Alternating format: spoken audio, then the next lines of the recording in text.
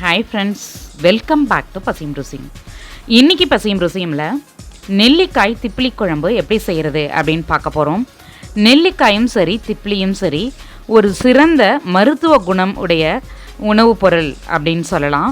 குறிப்பாக நல்ல எதிர்ப்பு சக்தியை தரக்கூடிய உணவுப் பொருள் அப்படின்னு சொல்லலாம். இது கூட இன்னும் சில சிறப்பான பொருட்கள் சேர்த்து எதிர்ப்பு சக்தி தரக்கூடிய ஹெல்த்தியான சில பொருட்களை சேர்த்து தான் இந்த குழம்பு செய்ய போகிறோம். ஸோ இது டோட்டலி ஒரு கொரோனா குழம்பு அப்படின்னு சொல்லலாம். இந்த கொரோனா குழம்பு எப்படி செய்ய போகிறோம், இன்னும் என்னென்ன பொருள்லாம் சேர்க்க போகிறோம்னு பார்க்கலாம் வாங்க. இதுக்கு தேவையான பொருட்கள் என்னென்னு பார்த்தலாம். சாம்பார் வெங்காயம், நெல்லிக்காய், மாம்பருப்பு, ஊற வைத்த கொண்டக்கடலை, புளி, புளியில் கொஞ்சம் தண்ணி ஊற்றி ஊற வச்சுக்கலாம், கொத்தமல்லி,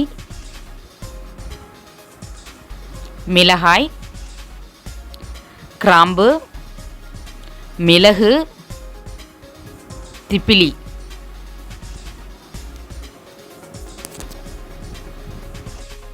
இன்றைக்கி மண் பானையில் தான் நம்ம இந்த குழம்பு செய்ய போகிறோம். பானையை அடுப்பில் வச்சுருக்கேன்.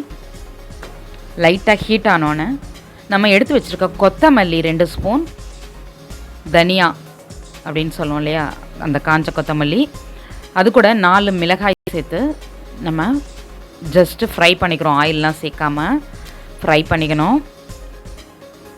இது கூட நம்ம வச்சுருக்க திப்பிலி, கிராம்பு, மிளகு எல்லாத்தையுமே சேர்த்து நம்ம ஃப்ரை பண்ணிக்க போகிறோம். இதை மிதமாக ஸ்டவ்வை சிம்மில் வச்சு வறுத்து இதை பொடி பண்ணி இதை தான் குழம்புல சேர்க்க போகிறோம். நம்ம இதை பவுடர் பண்ணி. இந்த திப்பிலியை பொறுத்த வரைக்கும் 2 திப்பிலி இருக்கும். அரிசி திப்பிலி, கண்டன் திப்பிலி அப்படின்னு சொல்லுவாங்க. அதேமாதிரி நாட்டு திப்பிலி, கண்டன் திப்பிலின்னு சொல்லுவாங்க. அரிசி திப்பிலி, யானை திப்பிலி அப்படின்னு சொல்லுவாங்க. இந்த மாதிரி நிறைய பொருள் 2 வகை தான். இதை நிறைய பேரால் சொல்லுவாங்க. அதாவது பார்த்திங்கன்னா இந்த யானை திப்பிலிங்கிறது கொஞ்சம் பெருசாக இருக்கும், கண்டன் திப்பிலி அப்படின்றது. நாட்டு திப்பிலிங்கிறது கொஞ்சம் குட்டி குட்டியாக இருக்கும். இன்றைக்கி என்கிட்ட இருக்கிறது நாட்டு திப்பிலி தான் நினைக்கிறேன், அரிசி திப்பிலி, அதை தான் நான் யூஸ் பண்ண போகிறேன். இது நல்லா சூடு ஏறணுன்னு நம்ம வச்சுருக்க திப்பிலி, மிளகு, கிராம்பு எல்லாத்தையுமே சேர்த்துக்கலாம். கிராம்பும் பார்த்திங்கன்னா ரொம்ப சுவாசத்துக்கு ரொம்ப நல்லது. நிறைய மருத்துவ குணம் இருக்குது கிராம்புலையும். அதே மாதிரி தான் திப்பிலியும் சுவாசத்துக்கு ரொம்ப நல்லது. சளி, கபம் இதெல்லாம் போக்கக்கூடியது. கொத்தமல்லி கூட ஒரு மருத்துவ குணம் உள்ள பொருள் தான், உங்களுக்கு தெரிஞ்சிருக்கும். ஸோ இந்த குழம்பே இந்த சூழ்நிலைக்கு ஏற்ற மாதிரி நமக்கு எதிர்ப்பு சக்தி கொடுக்கக்கூடிய அனைத்து பொருட்களும் சேர்த்து தான் நம்ம செய்கிறோம். இப்போது நான் வறுத்ததை ஒரு பிளேட்டில் ஆற வச்சுருக்கேன். அதை நம்ம மிக்சியில் சேர்த்து பவுட்ரு பண்ணி எடுத்துக்கலாம்.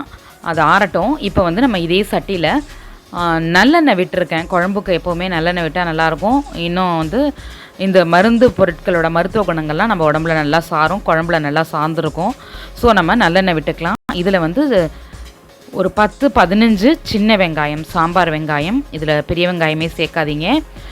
இதுவும் இந்த நல்லெண்ணெயில் குக்கார அளவுக்கு நம்ம இதை டைம் கொடுத்து ஃப்ரை பண்ண போகிறோம், தாளிக்க போகிறோம். இதுக்கப்புறம் பார்த்திங்கன்னா இந்த குழம்புக்கு கடுகெல்லாம் தாளிக்கணும்னு அவசியம் கிடையாது, தாளிக்க வேண்டாம். இந்த சின்ன வெங்காயம் நோய் எதிர்ப்பு சக்தியை கொடுக்கக்கூடியது.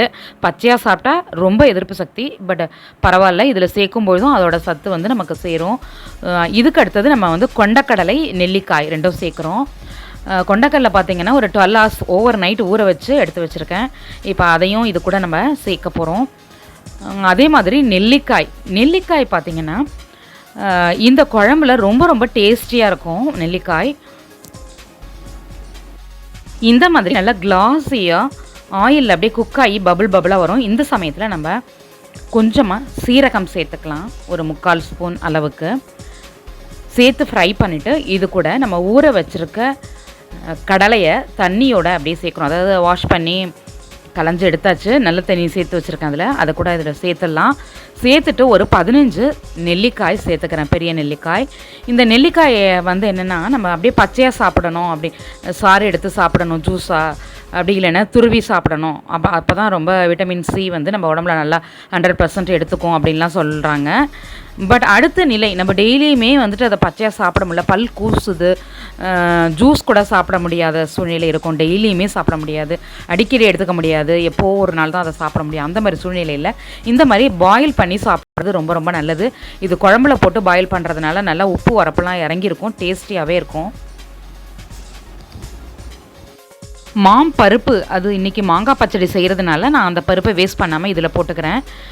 நீங்கள் அதை வேணால் ஸ்கிப் பண்ணிக்கலாம், தேவையான அளவு உப்பு சேர்த்துக்கலாம். இப்போ இது கூட மல்லி கலந்த மிளகாய்த்தூள் 3 ஸ்பூன் சேர்த்துக்கிறேன். நம்ம ஏற்கனவே அந்த பொடியில் பார்த்திங்கன்னா ஒரு 4 மிளகாய் வச்சுருக்கோம், ஸோ கொஞ்சம் கம்மியாகவே போட்டுக்கலாம். போட்டு நல்லா மிக்ஸ் பண்ணி விட்டுட்டு இப்போ ஒரு மூடி வச்சு மூடி நல்லா கொதிக்கட்டும். கொஞ்சம் கொதித்து வர்ற டைமில் நம்ம வந்துட்டு புளி தண்ணி சேர்த்துக்கலாம், அதுக்குள்ளே புளி கரைச்சி வச்சுக்கலாம்.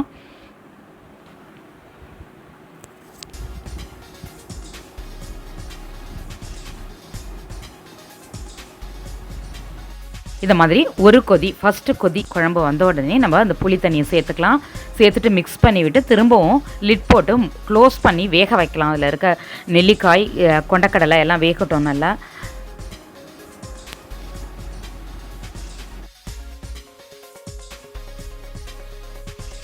இப்போது நெல்லிக்காயும் கொண்டக்கடலையும் நல்லா பாயில் ஆயிடுச்சு.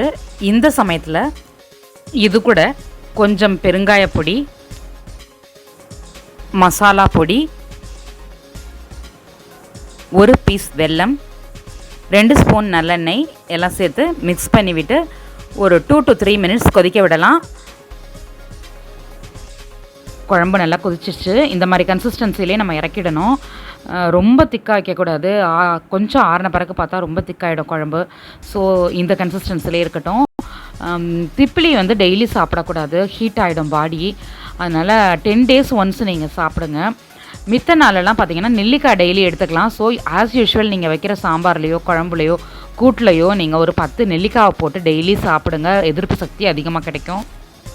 கொரோனா குழம்பு ரெடி. நீங்களும் இந்த கொரோனா குழம்பு உங்கள் வீட்டில் செஞ்சு சாப்பிட்டு ஹெல்த்தியாக இருங்க.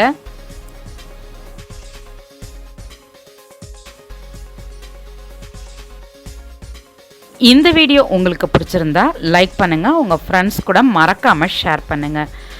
பசியும் ருசியுமை இதுவரைக்கும் சப்ஸ்கிரைப் பண்ணாதவங்க ப்ளீஸ் பண்ணிக்கோங்க. பக்கத்தில் இருக்க பெல் ஐக்கான் ப்ரெஸ் பண்ணி ஆல் ஆப்ஷன் கொடுத்துக்கோங்க. அப்போ தான் என்னோடய வீடியோஸ் நோட்டிஃபிகேஷன் உங்களுக்கு வரும். என்னோடய நெக்ஸ்ட் ரெசிபி உங்களை தேடி வந்துக்கிட்டே இருக்குது, பார்த்து என்ஜாய் பண்ணுங்கள். இது பசியும் ருசியும், பார்த்து சமைங்க, பாராட்ட அல்லுங்க.